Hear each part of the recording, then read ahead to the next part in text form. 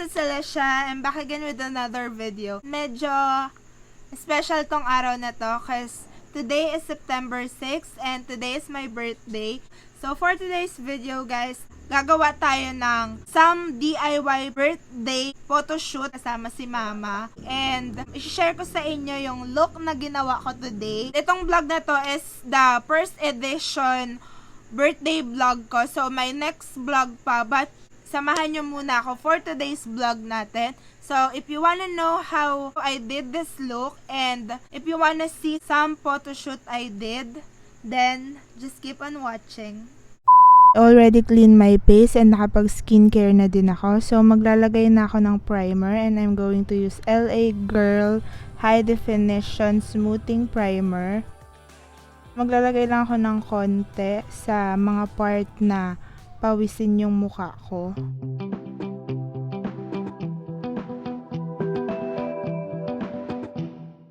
Next, I'm going to put concealer and I'm going to use EB Liquid Concealer. Inuuna ko muna yung concealer guys bago yung foundation para konti na lang yung foundation na ilalagay ko sa face ko later.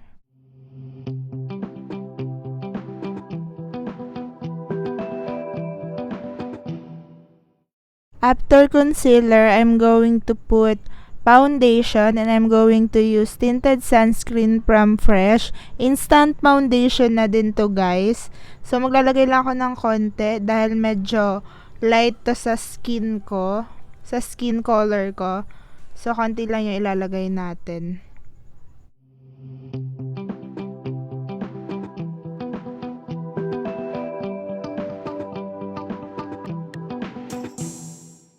Naglagay din ako sa leeg para maging pantay ang color from face to neck. So, let's move sa ating kilay and I'm going to use this Great Lush from Maybelline. Mascara lang yung ginagamit ko sa kilay ko guys, as you can see on my old videos. Kasi mas convenient siyang gamitin and sanay talaga akong mascara lang yung ginagamit. And makapal na din kasi yung kilay ko, so no need nang gumamit ng iba pang eyebrow product. So, okay na ako dyan.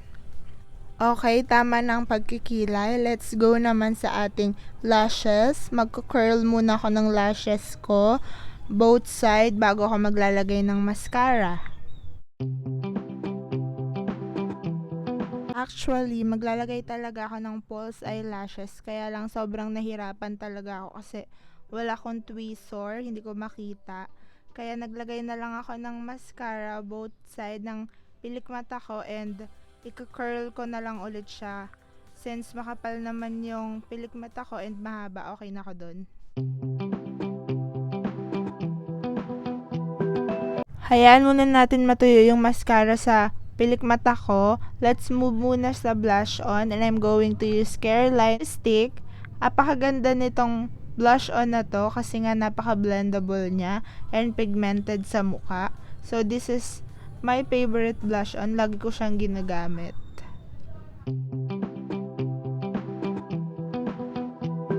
Okay, I'm done with my blush on. Okay na ako sa ganyan kakapal.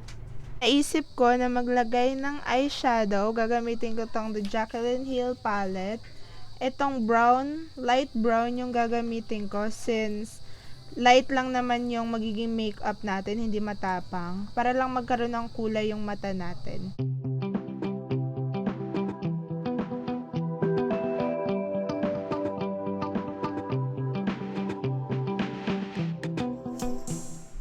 Okay, I'm done with my shadow.